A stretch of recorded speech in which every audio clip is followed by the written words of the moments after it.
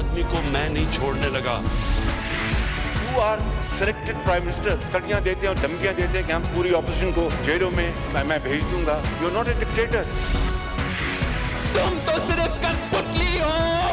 तुम्हारी तोरे तो कोई और हिला रहा है। जंग अभी जारी है, अभी हमें दायमी अमन की असल मंजिल पर पहुंचना है।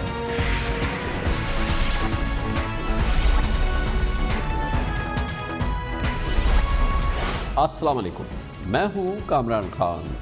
ये तो अब रिवायत बन गई है और एक यकीनी अमल है कि हर साल मानसून में कराची के मुख्तलिफ इलाके डूबेंगे और उस इलाके के रहने वाले मकीन अज़ियतनाक अज़ाब से गुजरेंगे। जिस लेवल की भी बारिश हो, ऐसा हो नहीं सकता कि पूरे शहर में ऐसी कैफियत नज़र ना आए।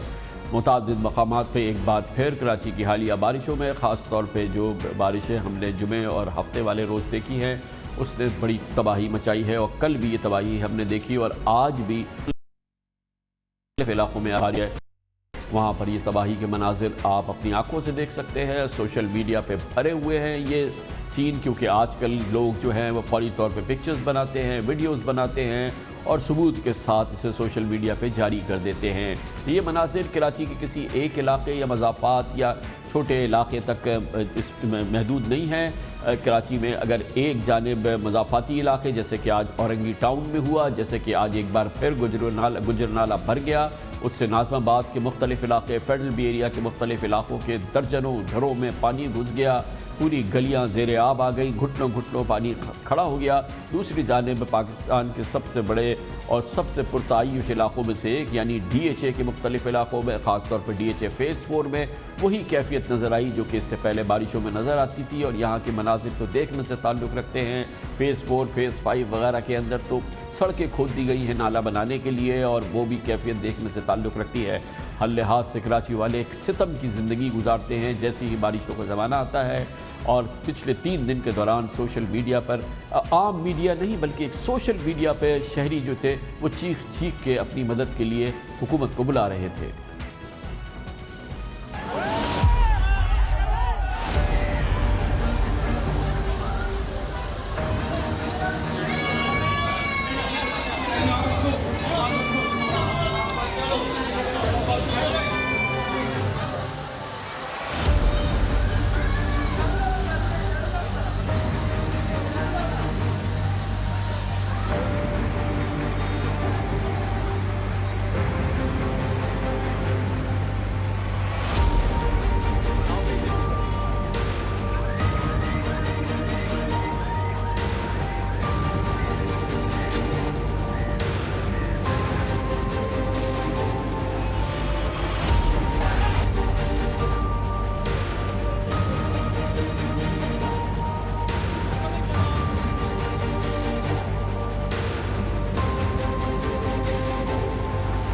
मानसून का महीना हर साल जुलाई में आता है, किसी के लिए इसकी कोई इत्तला की ज़रूरत नहीं है और यकीनन सबको पता था जुलाई आ रही है, जून के आखिर से बारिशें शुरू हो जाती हैं। और मगर यहाँ पे कराची में जब नालों की सफाई जो कि इंतहाई ज़रूरी होती है कि इलाकों में पानी जमा ना हो, उस सफाई का अमल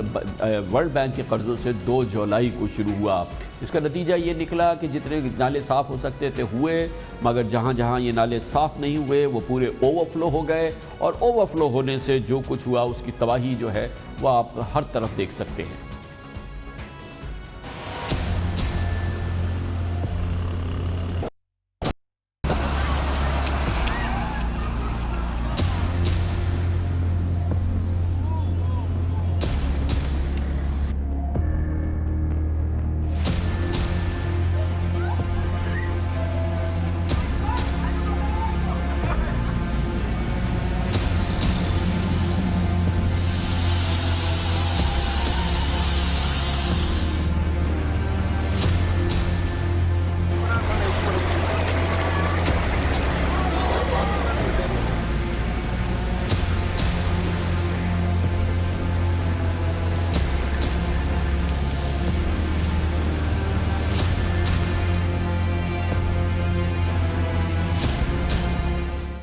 ان نالوں میں سے جس کے بارے میں حکومت سندھ نے دعویٰ کیا ہے کہ ان کی صفائی کی گئی ہے، اس میں گجر نالہ بھی شامل ہے، لیکن آج کیونکہ کراچی کے پورے شہر میں بارش نہیں ہوئی، لیکن کراچی سینٹرل اور ویسٹ کے مختلف علاقوں میں بارش ہوئی اور یہی گجر نالہ جو تھا یہ قابو سے باہر ہو گیا، اور اس کے نتیجے میں جو تباہی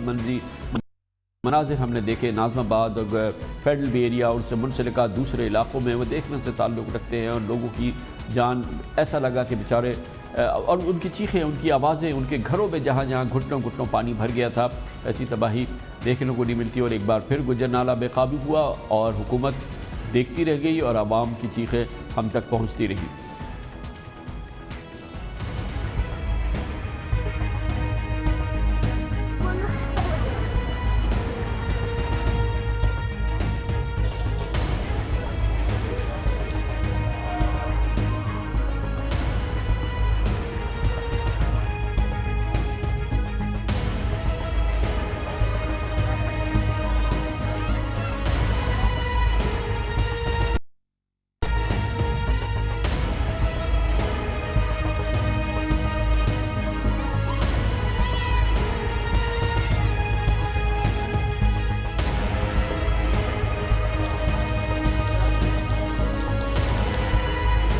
یقیناً یہ تو کراچی کے شہریوں کے لیے مصیبت کا عالم ہے، جو کہ مختلف علاقوں میں، اور جس میں میں نے آپ کو کہا کہ ڈیفنس کے علاقے، ڈی ایچ اے کے علاقے بھی شامل ہے، وہاں یہ منظر رہا ہے، لیکن اس کے ساتھ ہی یقیناً گزشتہ سالوں کے مقابلے میں جو شہر کی بڑی شاہراہیں ہیں وہاں پہ پانی ضرور جمع ہوتا ہے، لیکن وہاں پہ اب نکاسی کا سامان بھی ہے، اور وہ نکاسی بھی ہم نے دیکھی ہے بڑی شاہراہوں پہ یقیناً گزشتہ سالوں کے مقابلے میں بہتر کیفیت رہی ہے، خاص طور پر شاہراہ فیصل اور شہر کی دوسری کئی بڑی شاہراہیں، مگر اس شہر کراچی میں جس کی آبادی 2.25 کروڑ ہے، ایسی شاہراہیں ہیں جہاں پر کہ آپ نے دیکھا کہ اطمینان بخش صورتحال رہی، شروع میں پانی ضرور بھر گیا لیکن نکاسی بھی ہوئی۔ اس مجموعی صورتحال میں بات کرنے کے لیے ایک بار پھر ہمیں جوائن کر رہے ہیں صوبائی وزیر اطلاعات و نشریات اور وزیر بلدیات جناب ناصر حسین شاہ۔ بہت بہت شکریہ ناصر حسین شاہ صاحب، آپ نے ہمیں جوائن کیا ہے۔ آپ بتائیے آپ کے پاس کیا تازہ ترین معلومات ہے آج کے حوالے سے، خاص طور پہ جو ہمارے پاس یہ جو نئے ویڈیوز آ رہے ہیں ناظم آباد، فیڈرل بی ایریا وغیرہ سے، اور اوورآل مجموعی صورتحال کیا ہے پچھلے 3 دن کے حوالے سے؟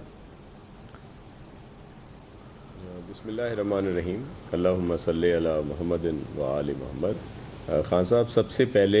تو جن بھائی بہنوں کو یہ مسائل درپیش آئے ان سے میں معذرت خواہ ہوں، اور میں کسی کے اوپر یہ رسپانسبلٹی نہیں کہتا کہ یہ کے ایم سی نالے صاف کرانے تھے، ڈی ایم سی نے، اس کی ذمہ داری ہم لیتے ہیں کیونکہ سندھ گورنمنٹ میں ہے، اور یہ ہماری ذمہ داری ہے کہ اگر وہ کوئی اور ادارہ بھی کام صحیح نہیں کر رہا تو اس سے بھی کام ہم نہیں لینا ہے۔ میں صرف یہ عرض کروں کہ جس طرح آپ نے خود ابھی فرمایا کہ بہت جو بڑی شاہراہیں ہیں کچھ وہ بہتر رہیں، کیونکہ یہ پہلے نہیں ہوتی تھی، تھوڑی بارش ہوتی تھی تو رک جاتی تھی، کئی دن تک بھی مفلوج ہو جاتی تھی یہاں کی ٹریفک۔ یہ کچھ کام کیا ہم نے جس کی وجہ سے یہ آج بڑی شاہراہیں موٹریبل بھی رہیں اور دیگر بھی بہت ساری فیسلٹیز سامنے آئیں۔ علاقوں میں یہ مسائل آئے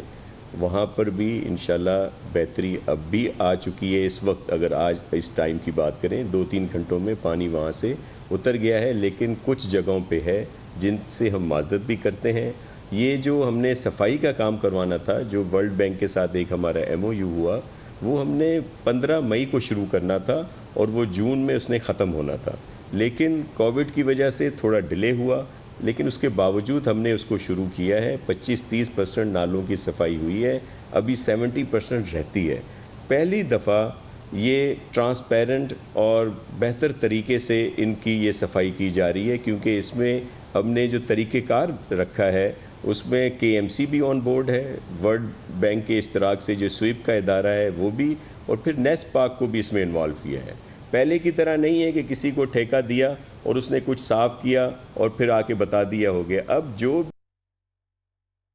نالوں سے نکالا جائے گا وہ لینڈ فل سائٹ پہ پہنچے تو پھر ہی اس کو پیمنٹ ملے گی۔ یہ کب ہوں گے؟ جی یہ جب 70% نالے صاف ہونا باقی ہیں، جی وہ کب تک، اس کیا ٹارگٹ رکھا ہے؟ وہ کام دیکھیں ہو رہا ہے اس میں،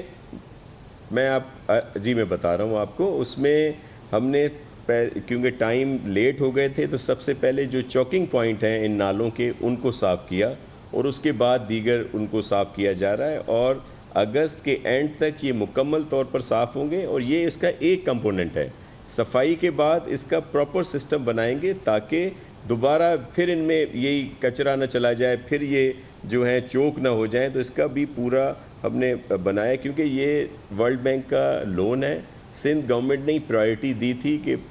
واٹر اینڈ سیوریج بورڈ کے ادارے کے بہت ایشوز ہیں یہاں پہ، سیوریج کے، ڈرینیج کے، تو اس کا ایک پورا پلان بنایا ہے کراچی کا، جس کا پہلا کمپوننٹ یہ تھا، اور یہ ڈیلے ہو گیا تھا کووڈ-19 کی وجہ سے، ورلڈ بینک والے یہاں نہیں آ سک رہے تھے، تو اسی لیے اسی کمپوننٹ میں سندھ گورنمنٹ نے ابھی یہ سی ایم سندھ مراد علی شاہ صاحب نے خصوصی فنڈ دیا ہے، بعد میں وہ ایڈجسٹ ہو جائے گا جب وہاں سے ہمیں پہلی ٹرانچ ملے گی۔ تو اس دفعہ پراپر کام ہوا، لیکن بدقسمتی سے لیٹ شروع ہوا، اس وجہ سے یہ پہلے ہو جانا چاہیے تھا۔ ہم وہ کوتاہی بھی مانتے ہیں کہ ہم نے، اگر وہ ورلڈ بینک کا ایشو تھا تو جس طرح اب سندھ گورنمنٹ نے پیسے دیے، یہ 1 ماہ پہلے ہم دے دیتے، تو یہ تھوڑا بہت بھی جو ایشو ہے، یہ سمجھائیے گا شاہ صاحب، یہ سمجھائیے گا کہ جو کنٹرولمنٹ کے علاقے ہیں جہاں پہ جو مسائل آتے ہیں، چاہے وہ ڈی ایچ اے ہو، چاہے دوسرے کنٹرولمنٹ کے علاقے ہیں، میں جاننا چاہتا ہوں کہ آپ وزیر بلدیات ہیں، حکومت ہے، کیا آپ لوگ بالکل لا تعلق رہتے ہیں؟ یہ صرف کنٹرولمنٹس کا کام ہوتا ہے کہ وہ صاف کریں، نہ کریں یا نہ کریں، اور شہر کا یہ اتنا بڑا حصہ ہے، چاہے ڈی ایچ اے ہو چاہے دوسرا علاقہ ہو، آپ لوگ کس طرح سے کوآرڈینیٹ کرتے ہیں؟ کچھ کرتے ہیں، نہیں کرتے ہیں؟ یہ کیسے کام چلتا ہے؟ آپ کو پتہ ہے ڈی ایچ اے میں جس انداز سے شہر میں دوسری جگہ تو نالے ہیں، یہ تو سڑکیں بیچ سے کھدی ہوئی ہیں، پوری بڑی بڑی سڑکیں کھدی جس پہ گاڑی چل ہی نہیں سکتی، کہ اس سے پانی نکالنے کا انتظام کیا گیا ہے۔ عجب کیفیت ہے۔ جی آپ بالکل صحیح فرما رہے ہیں، یہ جو کنٹونمنٹ کے ادارے ہیں یا ڈی ایچ اے ہے، یہ ویسے تو ہمارے اس پہ نہیں آتا، لیکن کوارڈینیشن ہمارا رہتا ہے۔ میری ابھی بھی ڈی ایچ اے کے جو ایڈمنسٹریٹر صاحب ہیں، بریگیڈیئر صاحب، ان سے 2-3 دن پہلے بات ہوئی کہ کہیں پہ آپ کو کوئی ایشوز ہیں جہاں پہ سندھ گورنمنٹ آپ کو سپورٹ کرے تو ہم اس کے لیے حاضر ہیں۔ اسی طرح کنٹونمنٹ کے موسٹلی علاقوں میں کام ہمارے لوگ کر رہے ہوتے ہیں، آپ کو ان کے ایریا میں ان کی، لیکن زیادہ تعداد آپ کو واٹر بورڈ کی گاڑی، K M C, D M C کے جو ڈی واٹرنگ کے لیے ونچنگ مشینز، وہ آپ کو نظر آئیں گی۔ ہم ہر جگہ، کیونکہ بعد میں سارا تنقید کا نشانہ سندھ گورنمنٹ ہی بنتی ہے، ڈی ایچ اے کی لاپرواہی ہو، کنٹونمنٹ کی ہو، کسی اور اداروں کی ہو، لیکن آپ کے علم میں ہے کہ سب سے زیادہ تنقید ہم پر آتی ہے۔ ہم آپ ہی کی میڈیا پہ دیکھتے ہیں کہ جہاں بھی زیادہ بارش ہوتی ہے وہاں پہ یہ ایشوز ہوتے ہیں، لاہور ہو، دنیا کے ترقی یافتہ ممالک ہوں، لیکن سب کی تنقید ہم پر ہی آتی ہے، آپ کے سامنے ہے۔ لیکن ایک بات آپ ضرور دیکھیں کہ یہ ضرور کام ہوا ہے کہ پہلے جو دنوں تک مفلوج ہو جاتی تھی سڑکیں، وہ موٹریبل رہتی ہیں، اور 2-2.5 گھنٹے کے بعد جب بارش ختم ہوتی ہے تو وہ کلیئر ہو جاتی ہیں۔ بڑی شاہراہیں یقیناً دیگر علاقوں میں بھی۔ بہت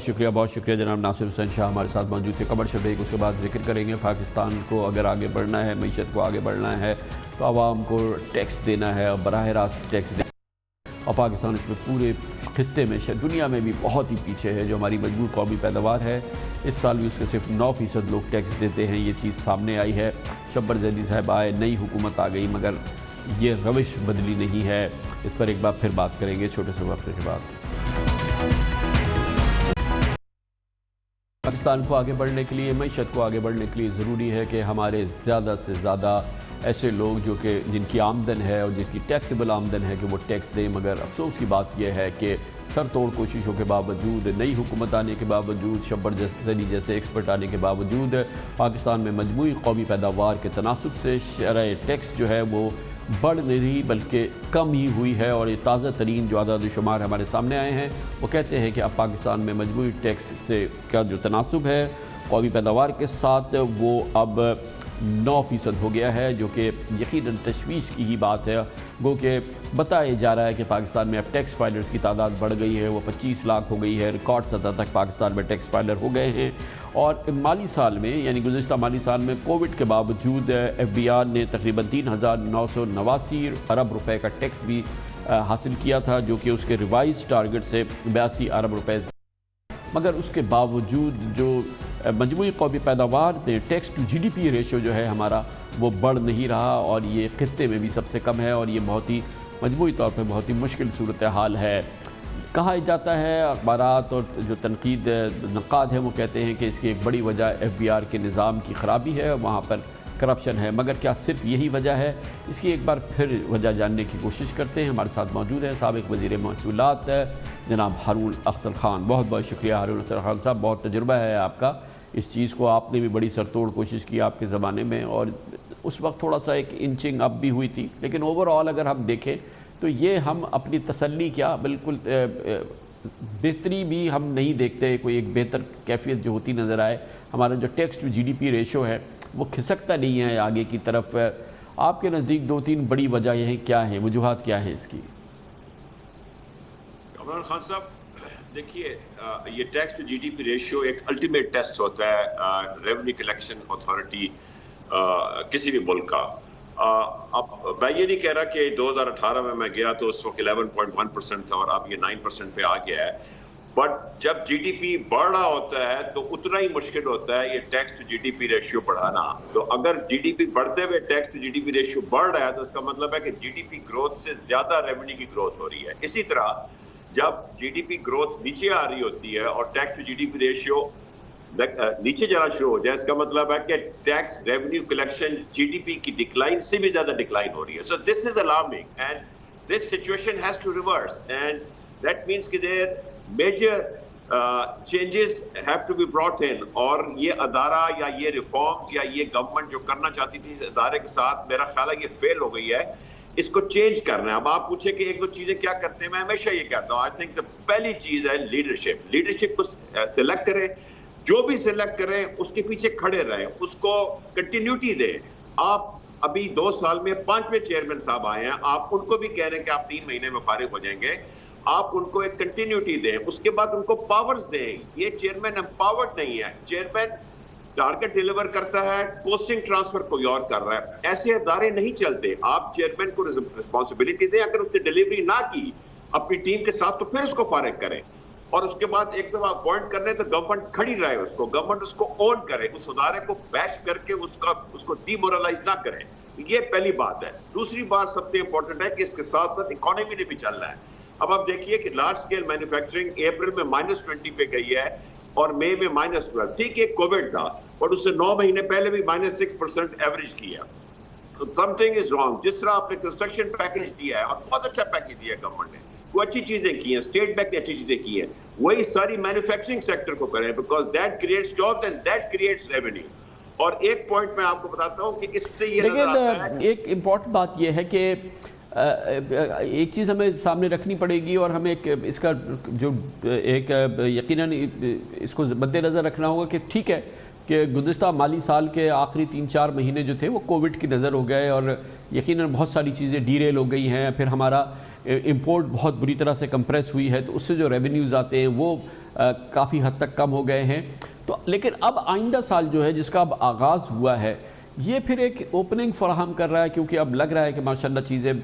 بیک آن ٹریک آ رہی ہیں کہ ہم اس کو ایک نئی طریقے سے آگے لیں۔ آپ نے ایک بڑی امپورٹنٹ بات کی ہے کہ جس ادارے کے 5 سربراہ چینج ہو گئے ان 2 سال میں، اس سے آپ ایکسپیکٹ کیا کریں گے؟ تو ابھی تو آپ نے کہا ایک تو چیز یہ امپورٹنٹ ہے، باقی کیا چیزیں جو کہ ادارہ کر سکتا ہے جو کہ یہ ادارہ نہیں کر رہا، لوگوں کو انکریج کرنے کے لیے، یہ فیسیلیٹیٹ کرنے کے لیے کہ وہ ٹیکسز دیں؟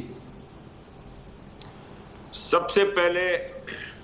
یہ جو 3 مہینے کی سوٹ ہینگ کر رہی ہے چیئرمین جو آپ نے اپوائنٹ کیا، یہ سوٹ ختم ہو۔ دوسرا اگین آئی ایم ریپیٹنگ، اپنی ٹیم وہ لے کے آئے، اگر ہے تو بڑی اچھی بات ہے، اگر نہیں ہے تو وہ اپنی ٹیم لے کے آئے، اس کو اکاؤنٹیبل چھوڑیں۔ اس کے علاوہ ایک میں ہمیشہ کہتا ہوں کہ اتنی بڑی پارٹی ہے، اس کو ایک فل ٹائم ریونیو منسٹر نہیں مل رہا پورے پاکستان کے ساتھ۔ FBR کو پولیٹیکل انٹرفیئرنس سے شیلڈ کرنے کے لیے آپ ایک فل ٹائم ریونیو منسٹر لیں۔ اس کے ساتھ ساتھ اکانومی کو بوسٹ دیں، جس طرح آپ نے کنسٹرکشن پیکج دیا، آپ مینوفیکچرنگ کا پیکج لے کے آئیں۔ ایک لاسٹ پوائنٹ بڑا امپورٹنٹ ہے، آپ دیکھیے 2 ایمنسٹی اسکیم میں $15 بلین کے ایسٹس ڈکلیئر ہوئے ہیں باہر کے ملک میں، اب وہ تو ڈاکیومنٹڈ ہے نا، کیوں نہیں واپس آ رہے؟ اس کا مطلب ہے the fear اور انٹیمیڈیشن اتنی پیدا ہو گئی ہے بزنس کمیونٹی میں کہ وہ اپنا پیسہ دکھا نہیں رہا، پاکستان میں بھی اور باہر سے بھی نہیں لے کے آ رہا ہے۔ اس کو آپ اس فیئر اینڈ انٹیمیڈیشن کو ختم کریں۔ یہ نیب میں جو ریفارم آ رہے ہیں، ایک नया इसका लॉ लेके आए जिसमें बिजनेसमैन को हाथ न लगाएं। ठीक है, अगर वो क्राइम में इन्वॉल्व होगा, प्रूव हो जाएगा, FIA है, दूसरा है, नैब को बिजनेसमैन से दूर रखें, बिजनेसमैन को क्लियर पिक्चर दे, उसको कंफर्म करें कि उसका पैसा कोई इदारा आके जब्त नहीं करेगा, ये डर उससे निकालें। और मैं समझता हूँ इस मुल्क में बहुत पोटेंशियल है अभी, और खास तौर पे कोरोना के बाद लोगों के पास पैसा है, इसके साथ साथ यकीनन हारून साहब, मगर एक चीज़ जो कि कब से हम सुन रहे हैं कि उसके बगैर काम नहीं हो सकता, आप भी हमेशा से कहते रहे हैं, ये दूसरी हुकूमत भी आई है कि FBR में ऑटोमेशन, ये जो ह्यूमन एंगल है, ये जो ह्यूमन डिस्क्रेशन है, इसको फारिग करना, इसके लिए तो ये आपके ख्याल में सबसे इम्पॉर्टेंट एलिमेंट नहीं है, one of the most important elements, जिससे कि लोग नैब को के साथ उनकी जो हॉस्टिलिटी है वो ख़त्म हो जाएगी और फिर ये फैसिलिटेशन जो है ये चीज़ों को स्मूथ बनाएगी? देखिए कामरान खान साहब, a lot of good things have happened in the last 5-6 years, जिसको इस हुकूमत ने भी कंटिन्यू किया है। बेनामी ट्रांजैक्शन एक्ट प्रोहिबिशन का जो है उसको इफेक्टिव कर दिया है, एंटी मनी लॉन्ड्रिंग में FBR की पावर्स आ गई हैं। अब आपने आप इसमें कोऑर्डिनेशन कर ली है नादरा की और FBR की और बहुत से और रेवेन्यू अथॉरिटीज की, प्रोविंशियल रेवेन्यू अथॉरिटीज की, तो ऑटोमेशन आ रही है, बैंकों के साथ कोऑर्डिनेशन कर ली है। A lot has been done, but उसके रिजल्ट्स नजर नहीं आ रहे। मैं कहता हूं कि सारे एलिमेंट्स इन प्लेस हैं और वो बेहतर होते जा रहे हैं। आप थोड़ी सी एक लीडरशिप को इंप्रूव कर दें, थोड़ा सा कॉन्फिडेंस दे दें, थोड़ा सा इकोनॉमी को बूस्ट दे दें, तो ये इदारा चल पड़ेगा। इसी इदारा ने 11.1% टैक्स टू GDP रेशियो अपनी तारीख में सबसे ज्यादा 2 साल पहले किया है। तो ये इदारा खराब नहीं है, ये इदारा फेल नहीं कर रहा, इदारा के साथ जो कुछ हो रहा है उसने इदारा को फेल किया। Thank you so much. जनाब हारून अख्तर खान हमारे साथ मौजूद थे। कमर्शियल ब्रेक के दौरान न्यूज़ हेडलाइन देखें, जिसके बाद हम अपने प्रोग्राम के बाकी हिस्से के साथ वापस आते हैं।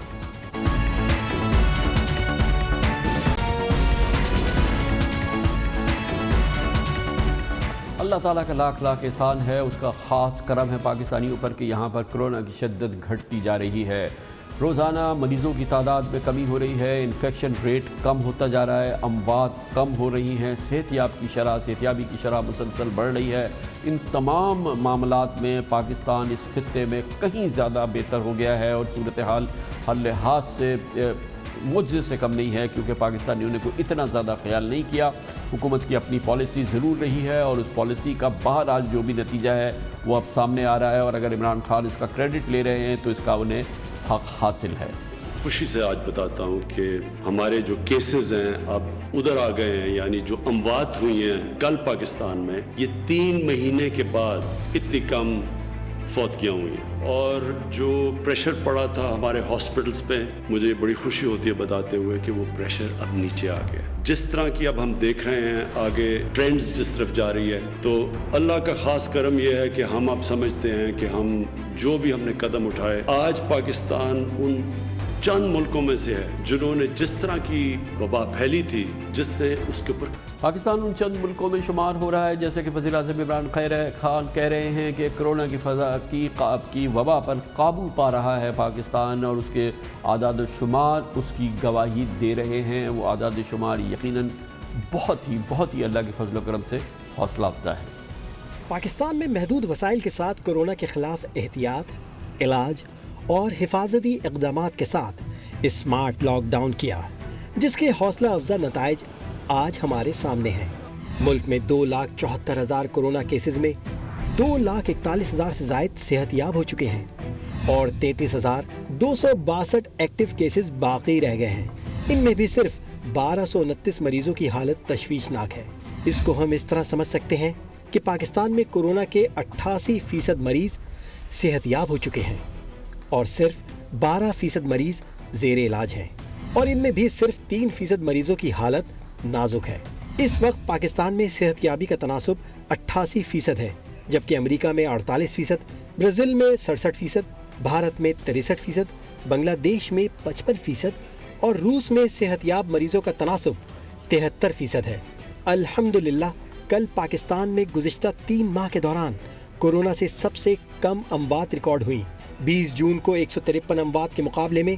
गुज़िश्ता 24 घंटों में 20 हुई, यानी अमवात में 80% कमी आ गई है। 2 हफ्ते कबल पाकिस्तान कोरोना एक्टिव केसेस में दुनिया में 5वें नंबर पर था। अल्लाह का फजल है, आज पाकिस्तान 25वें नंबर पर आ गया है। जून में इन्फेक्शन रेट 20% था, जो जुलाई में आधा होकर 10% हो चुका है। हौसला अफजा बात है कि मुल्क के सबसे बड़े सूबे पंजाब में पिछले एक हफ्ते से रोज़ाना 10 से कम अमवात हो रही थीं, जबकि गुज़िश्ता रोज़ पंजाब में कोरोना से एक भी अब सारा इम्तहान ये है कि बकरीद के मौके पे जो तातीलात आ रही हैं, इन छुट्टियों के मौके पे पाकिस्तानी बेकाबू ना हो जाए, ताकि कोरोना काबू में रहे। और ये बहुत ज़रूरी है कि अब जो छुट्टियाँ आ रही हैं, बकरीद का ज़माना जो है, इसमें बेइंतहा एहतियात करने की ज़रूरत है। जैसे कि वज़ीर-ए-आज़म इमरान खान ने आज बहुत ही दिल से अपील की है पाकिस्तानियों से। सामने हमारे ईद है और उसके बाद मुहर्रम है। मैं आज आप सबसे सारे पाकिस्तानियों को चाह रहा हूँ कि गौर से मेरी बात सुनना। ये आपके लिए बड़ी अहम चीज़ है समझने वाली, कि अगर अल्लाह ने करम कर दिया हमारे मुल्क में कि हमारे अब केसेस बिल्कुल नीचे चले गए हैं, तो अल्लाह का शुक्र करके ये समझ जाएं कि ये दो जो टाइम आ रहा है मुहर्रम का और बड़ी ईद का, कुर्बानी की ईद का, इसमें अगर हमने एहतियात ना की तो फिर हमारे केसेस ऊपर जा सकते हैं। बेएहतियाती से कहीं हम अपने आप को नुकसान ना पहुंचा। इसलिए आज मैं आप सबको अपील करता हूं कि ये जो टाइम है, ये ईद का और उसके बाद मुहर्रम का, सबको ज़ाती तौर पे जिम्मेदारी लेनी चाहिए। तो मुझे ये उम्मीद है कि आप अल्लाह ने जो हमें एक बड़ी मुश्किल वक्त से बचाया है, मुझे ये उम्मीद है कि आप इसकी कदर करेंगे, अल्लाह का शुक्र करेंगे और आप पूरी तरह ईद पे और मुहर्रम में पूरी तरह एहतियात करेंगे। और इसीलिए आज हुकूमत पंजाब ने गैर मामूली ऐलान किया है। आज रात निस्फ शब से 12 बजे से पूरे पंजाब में 8 रोज़ के लिए, यानी ईद के 5वें रोज़ बुध तक के लिए, तमाम शॉपिंग मॉल्स, तमाम बाज़ार, तमाम मंडियाँ बंद कर दी जाएंगी। और इस मौके पे ये तमाम शॉपिंग पे पाबंदी रहेगी। मेडिकल स्टोर्स, ग्रोसरी स्टोर्स वगैरह जैसे पहले खुलते थे वो खुले रहेंगे। और इस हवाले से अब कोई किसी किस्म की नरमी नहीं की जाएगी, क्योंकि अगर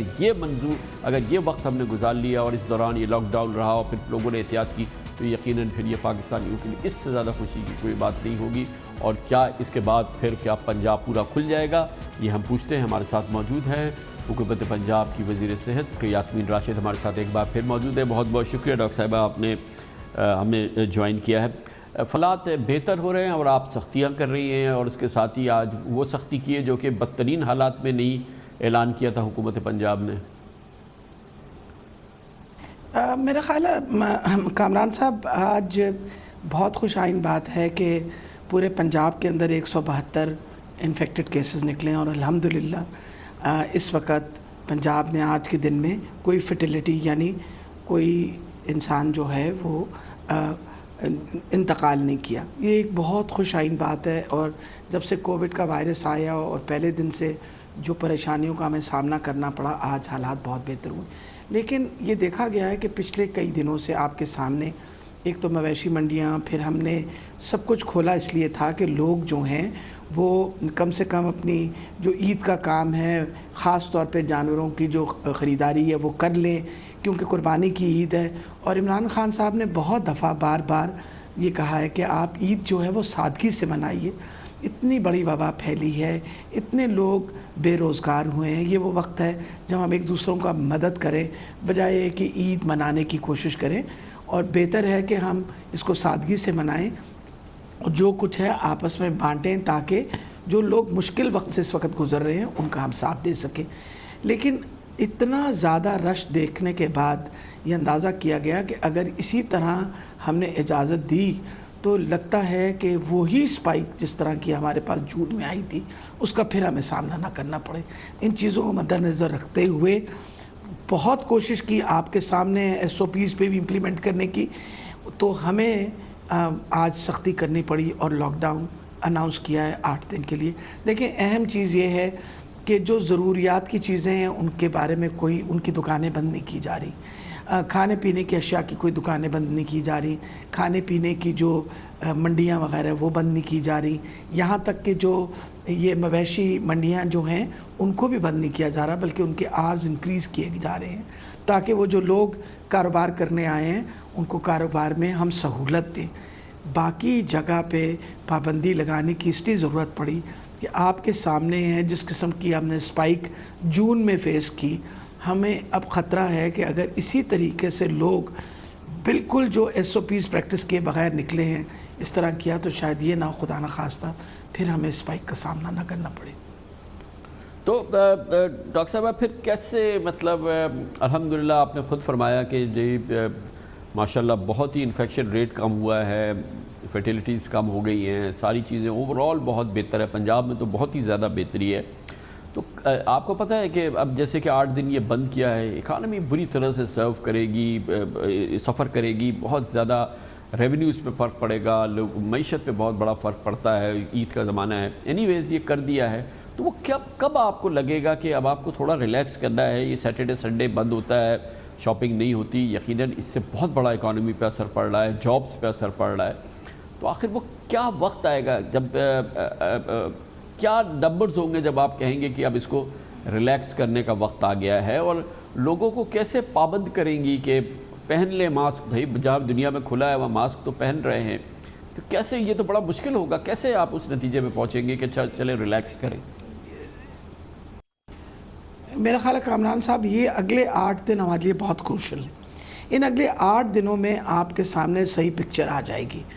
جو ہم نے اس وقت جتنی کھولے ہیں اور آپ کے سامنے جس طرح کے رش مارکٹس میں پڑے، جس طرح لوگ مویشی منڈیوں میں گئے، اگلے 7-8 دن کے اندر اس کے نتائج سامنے آنے شروع ہو جائیں گے۔ اللہ کرے کہ اللہ نے جس طرح ہمارے پہ پہلے مہربانی کی ہے اس طرح کی کسی قسم کی اسپائک نہ، ہم بہت بہتر پوزیشن میں ہوں گے کہ 8 دنوں کے بعد جب ہم کھولیں گے تو ہم تقریباً سب کچھ کھول سکیں گے تاکہ لوگ اپنا جو کاروبار کا کام ہے اس کو بہتر شروع کر سکیں۔ میں یہ بتانا چاہ رہی ہوں کہ یہ جو 8 دن ہیں یہ کروشل اس لیے تھے، ان 8 دنوں کے اندر ہمیں صحیح پوزیشن کا اندازہ ہو جائے گا، کیونکہ جو بیسکلی انکیوبیشن پیریڈ ہے اس وائرس کا وہ آپ کو پتہ ہے 2 سے 14 دن ہے، لیکن اس کی اصل وبا کا سامنا جو ہے وہ 7ویں-8ویں دن سامنے آ جاتا ہے۔ تو جو کچھ ہم نے یہ میل ملاقات، بازاروں میں جانا، SOPs نہیں پریکٹس کرنا، اس کا رزلٹ جو ہے یہ اگلے 8 دن میں سامنے آ جائے گا۔ اللہ تعالیٰ خیر رکھے گا، ہمیں بہت امید ہے اللہ نے جس طرح ہمارے پہ پہلے فضل کیا ہے مزید فضل کرے گا، اور we will be in a much better position. آپ فرما رہی ہیں کہ ہمارے لوگوں نے کوئی احتیاط نہیں برتنی، نہ انہوں نے برتی ہے، اور آپ خود فرما رہی ہیں اس میں کوئی شک ہی نہیں ہے، ہمارا آپ اچھی طرح سے جانتے ہیں، ہر پاکستانی جانتا ہے کہ کس بات کی احتیاط، کوئی نہیں ماسک واسک کسی نے پہنا، مگر اس کے باوجود یہ اللہ تعالیٰ کا جو اتنا بڑا فضل کرم ہوا ہے، اس میں کس کو کریڈٹ؟ اللہ تعالیٰ کا ہی کریڈٹ ہے نا، ویسے اور تو کسی کا کوئی کریڈٹ نہیں ہے، یا خان صاحب کی جو پالیسی ہوئی ہے وہ کیسے ریفلیکٹ ہوئی ہے ان نمبرز میں؟ دیکھیں جی، سب سے اہم چیز ہے کہ آپ نے جو بات کہی ہے وہ بالکل صحیح ہے، یہ اللہ تعالیٰ کے علاوہ اور کسی کو کریڈٹ نہیں جا سکتا، آپ بالکل صحیح فرما رہے ہیں۔ اللہ کی خاص عنایت ہے پاکستان کے اوپر جو اس وقت سچویشن ہمارے سامنے ہے، لیکن پھر بھی اللہ تعالیٰ بھی فرماتا ہے کہ آپ لوگوں نے احتیاط برتنی۔ اللہ تعالیٰ کی کتاب کے اندر ہی لکھے ہوئے بہت سارے حکم، حدیثیں ہیں جس میں یہ بھی کہا جاتا تھا کہ جدھر وبا ہے وہاں مت جاؤ، ادھر سے دور رہو، اور اگر کسی وبا کے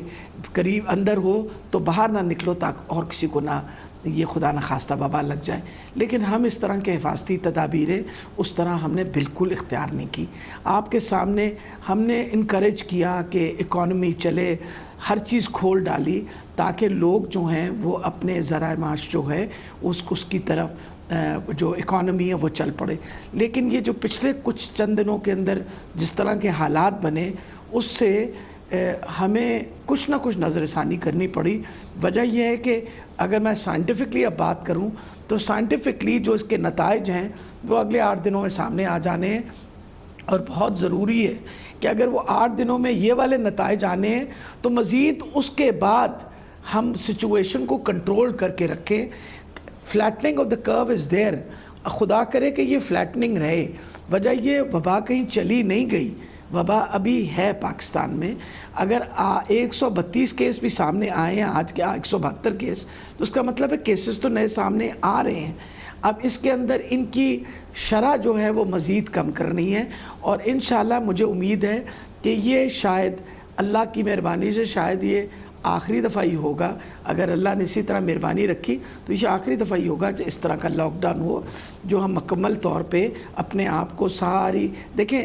ہر بندہ جو ہے جس نے وبا میں اس وقت جنگ لڑی ہے، چاہے اس میں آپ ڈاکٹرز کو کہیے، نرسز کو کہیے، پیرامیڈکس کو کہیے، چاہے اس میں پولیس ہے، ایڈمنسٹریشن ہے، سب نے بہت محنت کی. میرا خیال ہے یہ ریلیف ان کو بھی دینا بڑی ضروری تھی کہ ان کو بھی کچھ ریلیف ملے، اور اللہ کرے کہ اس 8 دنوں کے بعد آپ اور میں دوبارہ ملے اور ایک اچھی خبر لے کے سب کو دیں انشاءاللہ. مجھے بہت امید ہے کہ we will be in a much better position to open up everything. بالکل ٹھیک، انشاءاللہ تعالیٰ، بہت انشاءاللہ تعالیٰ بالکل ایسے ہی ہوگا. لیکن عوام کو بھی اللہ تعالیٰ سے لو لگانے کے ساتھ ساتھ احتیاط بھی کرنی ہوگی. اللہ تعالیٰ کا 8 دن چھٹی ہے، ظاہر ہے کہ ذی الحج کا یہ عشرہ ہے، بہت ہی امپورٹنٹ دن ہے، راتیں ہیں، تو عبادت بھی کریں اور اللہ تعالیٰ کا شکر ادا کریں کہ اس کا کرم ہو رہا ہے. لیکن آپ کا جو اپنا کرنے کا کام ہے وہ کریں. ڈاکٹر یاسمین راشد کہتی ہیں انشاءاللہ تعالیٰ یہ آخری لاک ڈاؤن ہوگا اور اس کے بعد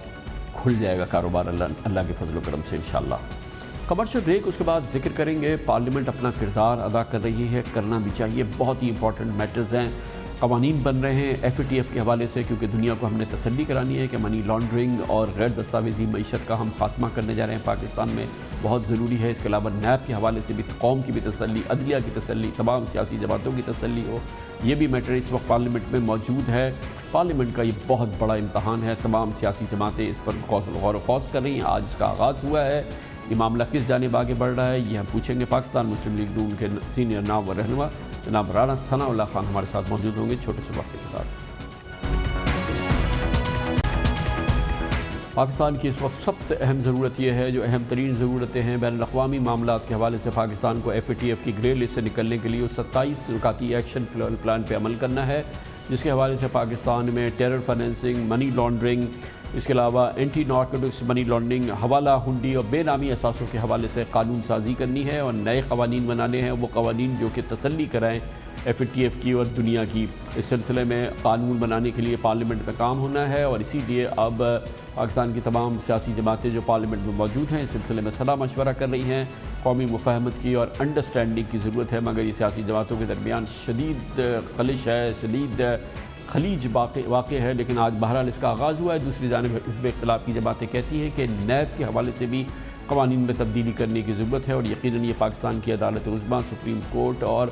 تمام عدالتیں اور اس کے علاوہ ناقدین کہہ چکے ہیں کہ نیب قوانین میں بہرحال تبدیلی کی ضرورت ہے اور اس حوالے سے بڑی حوصلہ افزا ڈیولپمنٹ شروع ہو گئی ہے. ہماری اطلاعات کے مطابق آج جو پہلی میٹنگ ہوئی ہے اس میں کچھ بریک تھرو بھی ہوا ہے اور اس حوالے سے ان دونوں معاملات کے حوالے سے اچھی خبریں آ سکتی ہیں. یہ دونوں معاملات ہیں کیا؟ FATF اور نیب کے حوالے سے آپ کے سامنے ایک جائزہ دیتے ہیں. FATF کی شرائط پر مبنی قانون سازی پر پاکستان کو اگلے مہینے عمل درآمد رپورٹ جمع کرانی ہے، جس پر اکتوبر میں پیرس میں ہونے والے اجلاس میں فیصلہ کیا جائے گا. لیکن اب تک ملکی سیاست میں یہ تاثر سامنے آ رہا ہے کہ اپوزیشن نیب سے متعلق اپنی تجاویز منوانے کے بدلے FATF کی مطلوبہ قانون سازی کی راہ ہموار کرے گی. پچھلے منگل کو وفاقی کابینہ نے مجوزہ قوانین کے بلز کی منظوری دی تھی، جس کے بعد بلز پر اتفاق رائے کے لیے حکومت اور اپوزیشن کی 24 رکنی پارلیمانی کمیٹی بنی تھی. پارلیمانی کمیٹی کے سربراہ شاہ محمود قریشی کہتے ہیں کہ قانون سازی بر وقت نہ ہوئی تو معاملہ ہاتھ سے نکل جائے گا. وہ 8 ایسے قوانین ہیں جس پر ہم نے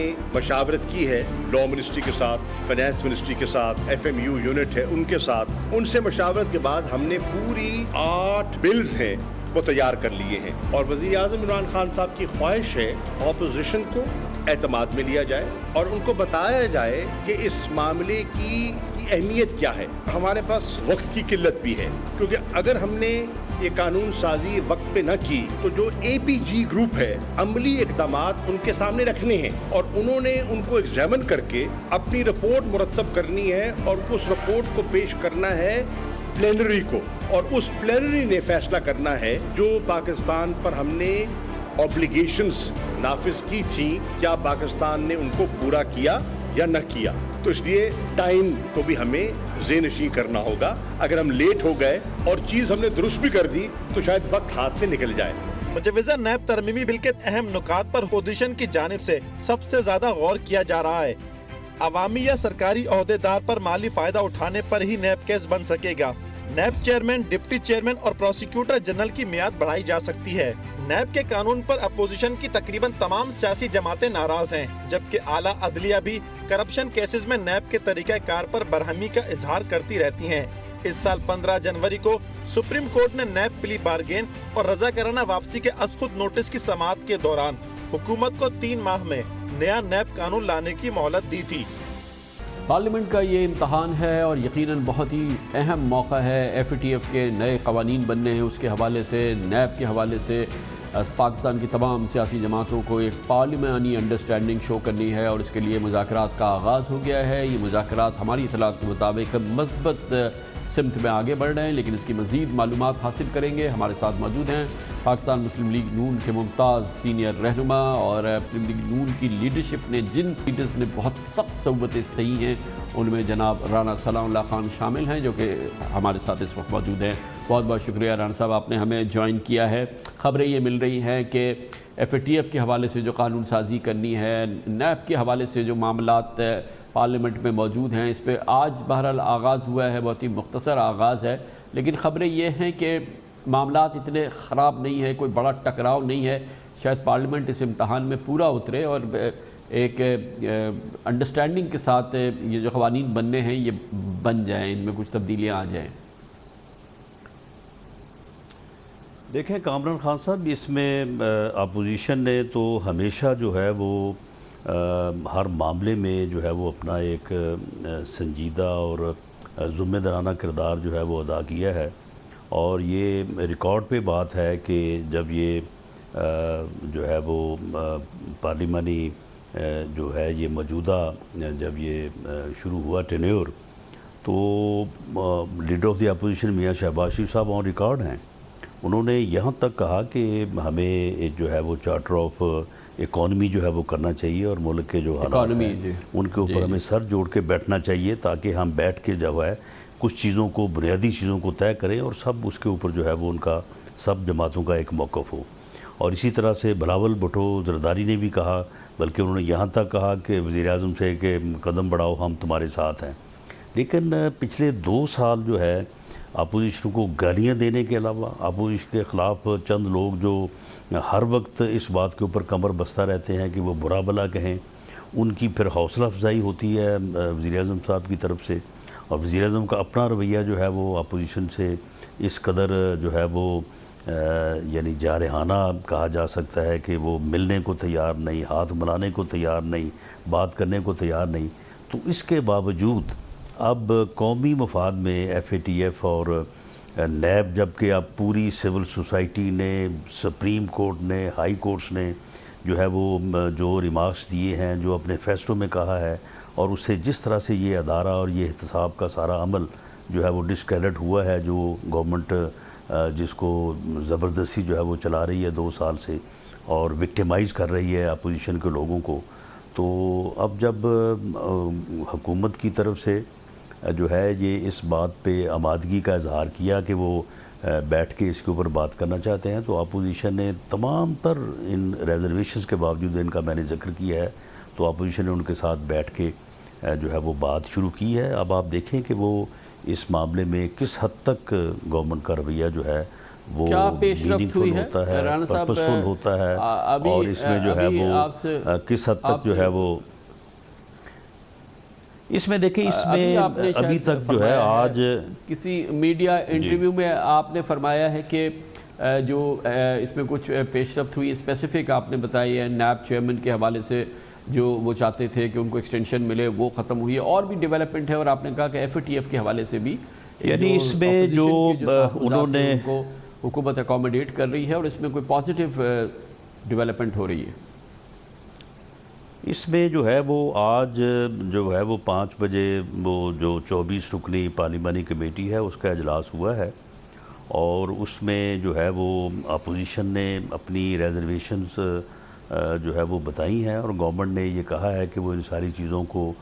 ٹیک کیئر کرنے کے بعد جو ہے وہ کوئی ایک ایسی صورتحال، ایک ایسا مسودہ جو ہے وہ سامنے لے کے آئیں گے جس میں وہ تمام جو اعتراضات ہیں جو میڈیا کی طرف سے کیے جا رہے ہیں، جو سپیریئر کورٹس کی طرف سے جو ہے وہ کیے جا رہے ہیں، اور جس سے پوری سول سوسائٹی بلکہ تمام لوگ جو ہیں وہ معترض ہیں، اور بڑا ڈسکریڈٹ ہو چکا ہے نیب کا ادارہ، جو کہ اس طرح کا احتساب جو ہے یہ ممکن نہیں ہے کہ اس کو اس طرح سے جو ہے وہ چلایا جا سکے۔ تو اب اس میں امید تو ہے کہ اس میں کوئی پازیٹیو جو ہے وہ چیزیں سامنے آئیں گی، کیونکہ یہ تو انتہائی نیگیٹو تھا کہ ایک طرف جو ہے وہ اتنے اعتراضات ہو رہے ہیں ایک بندے پہ، اور دوسری طرف جو ہے ان کی ٹینور میں ایکسٹینشن کی جو ہے وہ بات کی جائے۔ اسی طرح سے اینٹی ٹیررسٹ ایکٹ میں ایک ترمیم جسے اکنامک ٹیررزم کے حوالے سے جو ہے وہ کچھ ترامیم سامنے لائی جا رہی تھی، جو کہ میں سمجھتا ہوں کہ انتہائی جو ہے وہ ڈیمیجنگ تھی، نہ صرف یعنی کاروباری برادری کے لیے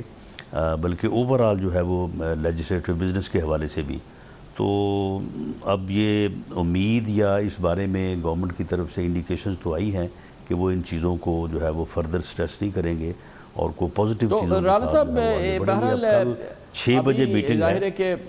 چیئرمین نیب کا آپ نے بتایا کہ وہ انتہائی آبویسلی بہت ہی کنٹروورشل پورا معاملہ ہو گیا ہے، مگر بہرحال جو آج کی اپوزیشن ہے پاکستان پیپلز پارٹی اور پی ایم ایل این، انہوں نے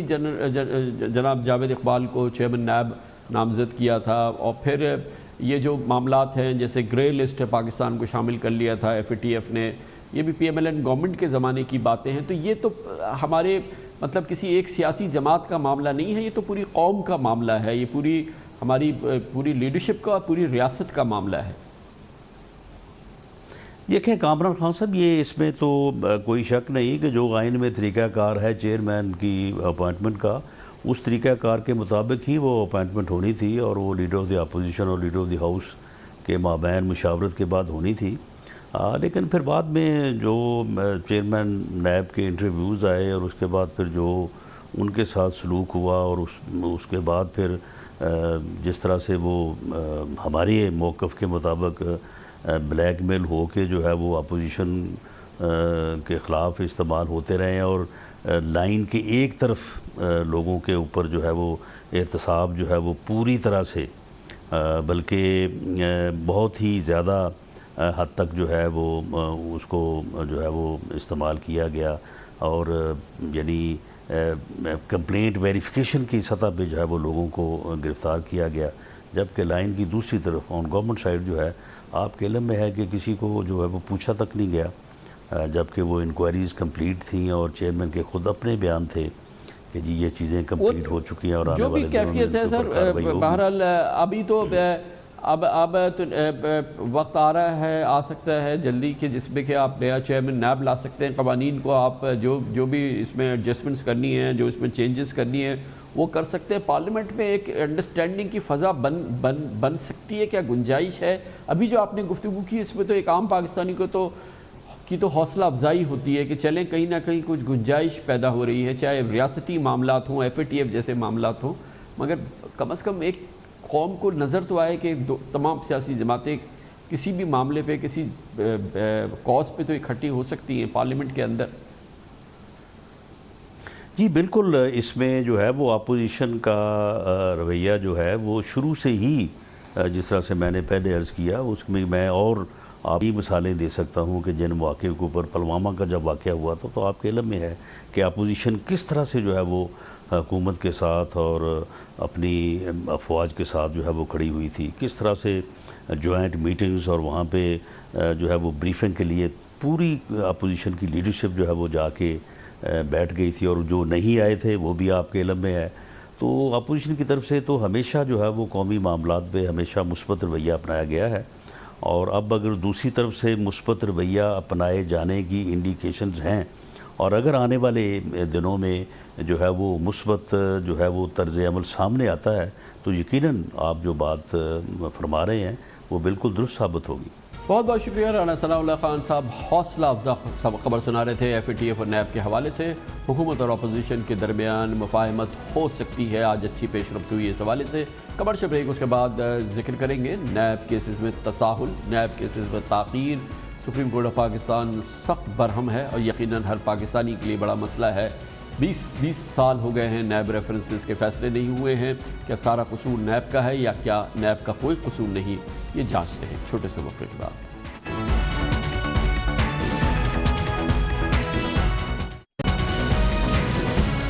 नैब के करप्शन केसेस में अजियतनाक ताख़ीर, मुसलसल इल्तवा, तारीखों पर तारीख और कभी महंगे तरीन मुल्ज़मान के वकीलों के आंकड़े जिसके ज़रिए वो तारीख पे तारीख लेते हैं, इल्तवा केस की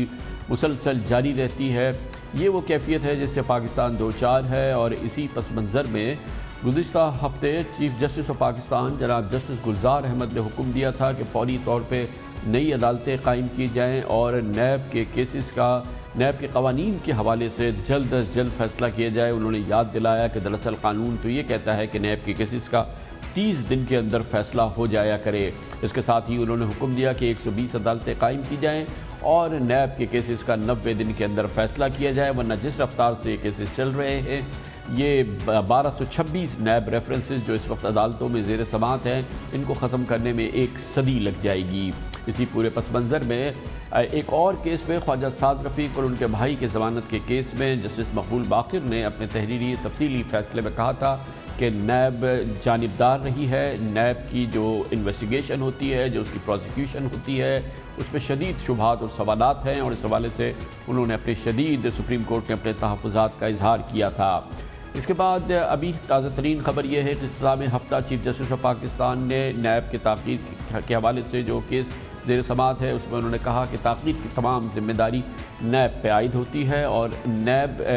की जो प्रोसिक्यूशन टीम्स हैं वो इस काबिल नहीं है कि केस को मौसर तरीके से चला पाएँ। और इस हवाले से जस्टिस गुलजार अहमद ने मुतअद्दिद चीज़ें जो थी वो सामने रखी थी। इसी केस में अब नैब ने अपना जवाब दाखिल कराया है और चेयरमैन नैब जस्टिस रिटायर्ड जावेद इकबाल ने सुप्रीम कोर्ट ऑफ पाकिस्तान में अपने तहरीरी जवाब में कहा है कि 1 महीने में फ़ैसला करना नामुमकिन है और उन्होंने नुक्ता व नुक्ता ये बताने की कोशिश की है कि अगर नैब के केसेस इल्तवा का शिकार हैं और बदतरीन इल्तवा का शिकार हैं तो उसमें नैब का कसूर नहीं है। चेयरमैन नैब जस्टिस रिटायर्ड जावेद इकबाल ने सुप्रीम कोर्ट में तहरीरी जवाब में बताया कि एहतसाब अदालतें करप्शन केसेस का बोझ उठाने के लिए नाकाफ़ी हैं। मुकदमात के बोझ की वजह से ट्रायल में ताख़ीर हो रही है। हुकूमत को कई मरतबा कह चुके हैं कि नैब अदालतों की तादाद को बढ़ाया जाए।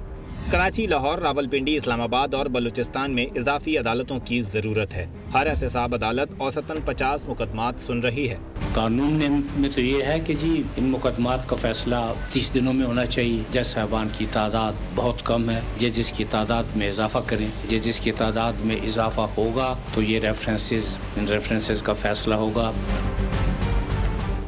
चेयरमैन नैब जस्टिस रिटायर्ड जावेद इकबाल ने इस्तदा की कि 50-50 गवाह बनाना नैब की कानूनी मजबूरी है। उन्होंने शिकायत की कि नैब मुल्ज़िमान की मुतफरिक दरखास्तें और हाई कोर्ट्स के स्टे ऑर्डर्स भी फैसलों में ताख़ीर की वजह हैं। आला अदलिया ज़मानत के लिए सुप्रीम कोर्ट के वज़ा करदा असूलों पर अमल नहीं करती। चेयरमैन नैब ने वजाहत की कि एहतसाब अदालतें ज़ाब्ता फौजदारी पर अमल न करने का इख्तियार इस्तेमाल नहीं करती, जिसकी वजह से मुल्ज़िमान को इश्तिहारी करार देने के तरीक़ेकार की वजह से काफ़ी वक्त लग जाता है। चेयरमैन नैब ने लिखा कि बैरून मुल्क से कानूनी मुआवनत मिलने में ताख़ीर भी करप्शन रेफरेंस के बरवक्त फैसले ना होने की अहम वजह है। चेयरमैन ने बताया कि अदालतें सियासी शख्सियात के लफ्ज़ की गलत तशरीह करती हैं। गलत तशरीह के बाइस सियासी शख्सियात का मतलब गैर मुल्की इदारों को समझाना मुश्किल हो जाता है। चेयरमैन नैब ने शिकवा किया कि करप्शन केसेस के मुल्ज़िमान से रज़ाकाराना रकम वापसी का इख्तियार इस्तेमाल करने से सुप्रीम कोर्ट रोक चुकी है। रज़ाकाराना रकम वापसी की इजाज़त मिले तो कई केसेस एहतसाब अदालतों तक नहीं पहुँचेंगे। नैब ने सिफारिश की है कि वजारत कानून खाली असामियों पर 10 दिन में जजिस की तकर्री को यकीनी बनाए। चेयरमैन नैब ने यह तजवीज़ भी दी कि अगर 120 नई एहतसाब अदालतों में तैनाती के लिए 120 डिस्ट्रिक्ट एंड सेशन जजेस नहीं हैं तो रिटायर्ड जजेस भी तैनात हो सकते हैं। जबकि नैब अदालतों के फैसलों के खिलाफ अपीलें सुनने के लिए भी आला अदलिया के रिटायर्ड जजेस की खिदमात ली जा सकती हैं। गो कि नैब के जवाब में जो नैब पे इल्ज़ामात हैं या जो नैब की कमज़ोरियाँ हैं जो कि अदालत उज़्मा में भी सामने आ चुकी हैं और दूसरे ज़राए से भी सामने आती रहती हैं, जिसमें ख़ुद नैब का कसूर ज़्यादा सामने आता है इन इल्तवा और ताख़ीर के मामलात में, उस हवाले से जो पॉइंट ऑफ व्यू है, जो नैब से मुख्तलिफ पॉइंट ऑफ व्यू है, वो भी हम आपके सामने रखते हैं। पिछले हफ्ते एक केस की समाअत के दौरान चीफ जस्टिस गुलजार अहमद ने करप्शन मुकदमात के फैसलों में ताख़ीर का जिम्मेदार नैब को करार दिया था और रिमार्क्स दिए थे कि नैब के तफ्तीशी अफसरान में अहलियत और सलाहियत नहीं। चेयरमैन नैब तफ्तीशी टीम को तब्दील करें। चीफ जस्टिस ने ऑब्जर्वेशन दी थी कि लोग बरसों नैब में फंस जाते हैं। 30 दिन में फैसले के बजाय लोग 30 साल तक पड़े रहते हैं। बेंच ने करार दिया था कि नैब रेफरेंस में 50-50 गवाह बना लेता है, जबकि सज़ा दिलवाने के लिए एक मयारी गवाह ही काफ़ी होता है। چیف جسٹس نے ریمارکس دیے تھے کہ نقائص سے بھرپور تفتیشی رپورٹ ہی ریفرنس میں تبدیل کر دی جاتی ہے اور ریفرنس دائر کرنے کے بعد نیب اپنی غلطیاں سدھارنے کی کوشش کرتا ہے۔ بینچ کے رکن جسٹس یحییٰ آفریدی نے پروسیکیوٹر جنرل نیب سے استفسار کیا تھا کہ تفتیش مکمل ہونے سے پہلے گرفتار کرنے کی کیا منطق ہے۔ جسٹس یحییٰ آفریدی نے نقطہ اٹھایا تھا کہ اگر ملزم تفتیش میں جواب نہ دے تو گرفتاری سمجھ آتی ہے، بلا وجہ گرفتاریوں سے عدالتوں پر بوجھ پڑتا ہے۔ اس سے قبل ایک کیس کی سماعت کے دوران جسٹس مشیر عالم نے ریمارکس دیے تھے کہ نیب ملزم کی گرفتاری کے بعد گواہیاں اور ثبوت ڈھونڈتا رہتا ہے۔ انہوں نے سوال اٹھایا تھا کہ نیب ساری کارروائی اور تحقیقات مکمل کر کے گرفتار کیوں نہیں کرتا۔ کہ سارا قصور نیب کا ہے یا نیب کا کوئی قصور نہیں، یہ بہرحال ایک پکی بات ہے کہ نیب کے مقدمات 20 سال ان کا فیصلہ نہیں ہوا ہے، جیسے کہ چیف جسٹس آف پاکستان نے آبزرو کیا ہے، بلکہ انہوں نے کہا کہ یہ جو 12 سے 26 ریفرنسز ہیں، اگر اسی رفتار سے چلے تو ایک صدی میں بھی فیصلہ نہیں ہوگا۔ کیسے ممکن ہے کہ جلد انصاف ملے، اور خاص طور پہ ان مقدمات پہ جس میں پاکستان کی اہم ترین شخصیات ملوث ہیں، جس میں بہت ہی چوٹی کی سیاستدان بھی ہیں اور یقیناً پاکستان کی دوسری اہم شخصیات ہیں۔ اس موضوع پر بات کرتے ہیں، ہمارے ساتھ موجود ہیں پاکستان کے نامور سینئر قانون دان اور سابق اٹارنی جنرل آف پاکستان جناب اشتر اوصاف۔ بہت بہت شکریہ اشتر اوصاف صاحب، دونوں پوزیشنز آپ کے سامنے ہیں۔ نیب کے چیئرمین نے اپنا جواب سپریم کورٹ پہ جمع کرایا ہے، لیکن سپریم کورٹ کی اپنی آبزرویشنز ہیں کہ یہ جو التوا ہوتا ہے، بے انتہا التوا ہوتا ہے اور اذیتناک التوا ہوتا ہے، اس میں نیب کا بھی قصور ہے۔ یقیناً آپ اس کو دونوں طرف سے دیکھ چکے ہیں، آپ کی اپنی ذاتی رائے کیا ہے؟ آئی ایم شیور کہ اس میں نہ تو صرف نیب کا قصور ہے اور نہ یہ کہ صرف عدالتوں کا قصور ہے، نہ یہ کہ صرف شاید وکیلوں کا قصور ہے جو ہمارے بڑے ملزمان کے وکیل ہوتے۔ السلام علیکم جی، نارملی تو کہا یہ جاتا ہے کہ سارا سسٹم جو ہے وہ اب دیمک زدہ ہو گیا ہے یا متروک ہو گیا ہے، یا قانون کے اندر اتنی ایسی لچک ہے جس کی وجہ سے معاملات التوا میں چلے جاتے ہیں۔ لیکن یہ پرٹیکولرلی ایک آئلینڈ بن گیا ہوا ہے، ایک پرٹیکولر ادارہ ہے جس کے اندر ایک سسٹمک قسم کا ایک ایسی چیز آ گئی ہے جس میں بہت زیادہ خرابیاں ہیں، اور وہ خرابیاں صرف اور صرف فیصلوں کے التوا میں یا ٹرائل کے خاتمے کی طرف نہیں ہے، وہ تو شروع جہاں سے ہو رہا ہے وہ تو آپ کا انکوائری اور یہ سارا سسٹم ہے جس کے تحت آپ اس معاملے کو ریفرنس کی صورت میں لے کے جاتے ہیں۔ آپ وہاں دیکھیں گے کہ جہاں پہ ایک انکوائری شروع کرنا ہے وہ سسٹم فلاڈ ہے، جس طریقے سے انکوائری کو آگے لے کے چلتے ہیں اس کے کوئی SOPs نہیں ہیں، کوئی رولز نہیں ہیں، کوئی ریگولیشن نہیں ہے، تو بجائے اس کے کہ اس کے اندر ایک ڈسپلن آئے، ایک کیوس چل رہا ہے، اور اس کیوس کی ذمہ داری لازمی طور پر اس ادارے کے اوپر ہے جس نے اس سارے سلسلے کو شروع کیا۔ قانون کے اندر تو لکھا ہوا ہے کہ رولز بنیں گے، اشتر اوصاف صاحب کہ اس کی وجہ سے ہم تو یہ تو خیر ہم نہیں کہہ سکتے نا کہ اگر یہ 1226 ریفرنسز ہیں تو 1226 ریفرنسز جو ہیں وہ غلط ہیں، وہ سیاسی ہیں، ان 1226 ریفرنس کے ملزمان میں کوئی کرپشن میں ملوث نہیں ہے۔ یقیناً ایسا نہیں ہے، مگر یہ جو خرابی ہے پورے نظام کی، اس سے ملزمان کو بھی فائدہ پہنچتا ہے نا کہ ان کا کیس ہی نہیں چل پاتا۔ آپ کے علم میں ہوگا کہ پچھلے 1 سال کے دوران نیب کے جتنے ریفرنسز دائر ہوئے ہیں ان میں سے کسی پر ابھی تک فرد جرم 1 سال میں عائد نہیں ہو پائی ہے۔ مجھے بتائیے ان ملزمان کا کیا فائدہ ہے؟ ایک آدمی جس کے اوپر الزام لگا دیا جاتا ہے، اس کے اکاؤنٹس کو فریز کر دیا جاتا ہے، اس کی پراپرٹی جو ہے وہ بیچ نہیں سکتا، اس کی فیملی متون ہو جاتی ہے، ان کے ذلت آمیز قسم کا ان سے سلوک ہوتا ہے، ان کو جیل میں رکھا جاتا ہے 15 مہینے 2 سال، ایک کیس میں تو اب 4 سال ہو گئے ہیں جس میں وہ صاحب جیل میں ہیں اور ان کی ابھی تک بیل بھی نہیں ہوئی۔ تو اس کا فائدہ ملزمان کو تو بالکل نہیں ہے، خاص طور پہ یہ جو قانون کے اندر لکھا ہوا ہے کہ پراپرٹیز ان کی فریز ہو جائیں گی اور ان کے نام ECL پہ چلے جائیں گے۔ کس کا دل چاہتا ہے کہ وہ ان معاملات میں اس طریقے سے آئے؟ اور خاص طور پہ آپ دیکھیں کہ فرد جرم جب تک بھی نہیں ہو رہی بہت سارے کیسز میں، اس کا مطلب ہے فرد جرم عائد کرنے کا مواد نہیں ہے۔ اور آپ ہر جگہ دیکھیں گے التوا جو ہے وہ تو نیب مانگ رہا ہوتا ہے کہ ابھی ہم نے ریفرنس دائر کرنا ہے، اور بعض اوقات تو گرفتار کرنے کے 18 مہینے تک مانگ رہا ریفرنس ہوتا ہے اشتر صاحب یقیناً نیب بھی مانگ رہا ہوتا ہے، نیب بھی ظاہر ہے کہ اپنا تساہل اور نااہلی کا شکار رہتا ہے، لیکن یہ تو ہم کہیں گے نا کہ جو بڑے ملزمان ہوتے ہیں اور ان کے ماشاءاللہ جو نامی گرامی وکیل ہوتے ہیں ان کی بھی یہ ایک حکمت عملی ہوتی ہے نا کہ کیس جو ہے وہ تاخیر کا شکار ہوتا رہے. آپ کے علم میں ہے 20 سال گزر گئے اور پھر فیصلہ نہیں ہونے دیتے، اور یہ صرف آج کی بات نہیں ہے، یہ احتساب بیورو کے زمانے سے بات چل رہی ہے.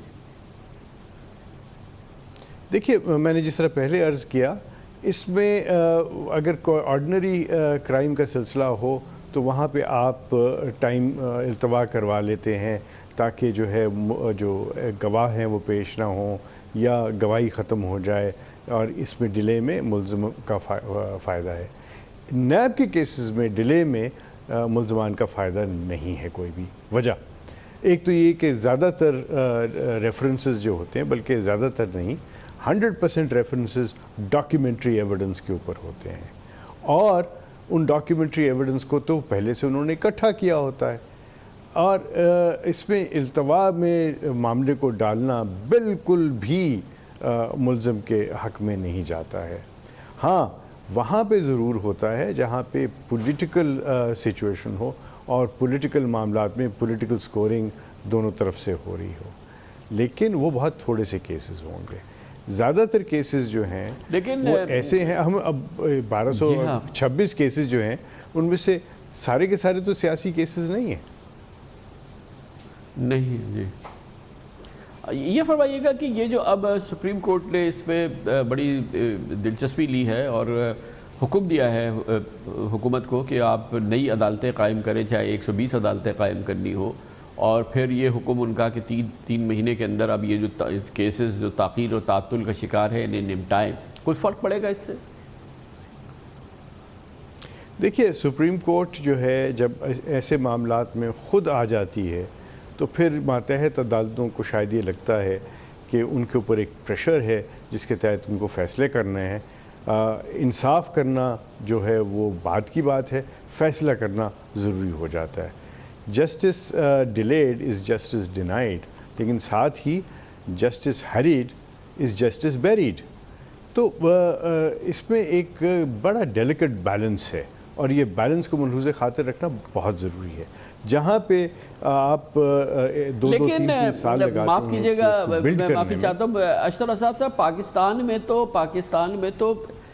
جو تجربہ ہے، جو ہماری آپ کی اور تمام پاکستانیوں کا تجربہ ہے،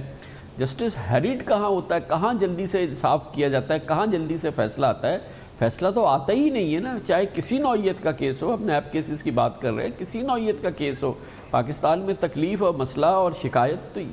جلدی انصاف کی تو نہیں ہے نا، جسٹس ڈیلیٹ کی ہے نا، فیصلہ ہی نہیں آتا. جی دیکھیے انصاف کرنا اور فیصلہ کرنا دو مختلف باتیں ہیں. انصاف کے لیے تو بہت ضروری ہے کہ انصاف کے تمام تقاضے پورے کیے جائیں، اور آپ نے دیکھا کہ 20 برس جو ہے کیسز ابھی التوا میں ہیں، اور کچھ سیاسی معاملات میں بہت جلدی تیزی سے کیس کر کے اس کا فیصلہ کر دیا گیا، اور اس میں سے کچھ فیصلے اتنے متنازع ہو گئے ہوئے ہیں کہ وہ زد عام ہے، ہر ایک کے زبان پہ ہے کہ جناب یہ کیا ہوا، جج کو کہ انفلوئنس ہو گیا، یہ وہ. تو ایک ڈیلیکیٹ بیلنس نہ صرف کرنا ہے. اصل میں بات یہ ہے کہ کیسز جو ہیں جب عدالتوں کو زیادہ بنانے سے کیسز نہیں جلدی فیصلہ ہوتے، آپ اس کے اندر سالڈ ایویڈنس لے کے آئیں، اور سالڈ ایویڈنس کے لیے آپ کو 140 گواہوں کی ضرورت نہیں ہے. سالڈ ایویڈنس کے لیے اگر آپ کا سالڈ ایویڈنس ہے تو آپ 5-6 گواہوں کے ذریعے سارے معاملے کو کر سکتے ہیں. تو ایک جائزہ لینے کی ضرورت ہے کہ ان میں سے کتنے کیسز ہیں جو فریولس ہیں، کتنے کیسز ہیں جو کہ سیاسی ہیں، کتنے کیسز ہیں جو صرف اس لیے بنائے گئے ہیں کیونکہ آپ نے انکوائری انیشیٹ کر دی تھی. تو گورنمنٹ کو، نیب کو ایک بڑے غور سے اس سارے معاملے کو دیکھنا ہے، سارے کیسز کو ریویو کرنا ہے. بہت شکریہ جناب اشتر صاحب، سابق اٹارنی جنرل آف پاکستان ہمارے ساتھ موجود تھے. اس کے ساتھ ہی ہمارے آج کے پروگرام کا اختتام ہوتا ہے. کل آپ سے پھر ملاقات ہوگی انشاءاللہ. کل تک کے لیے کامران خان کو اجازت. اللہ حافظ.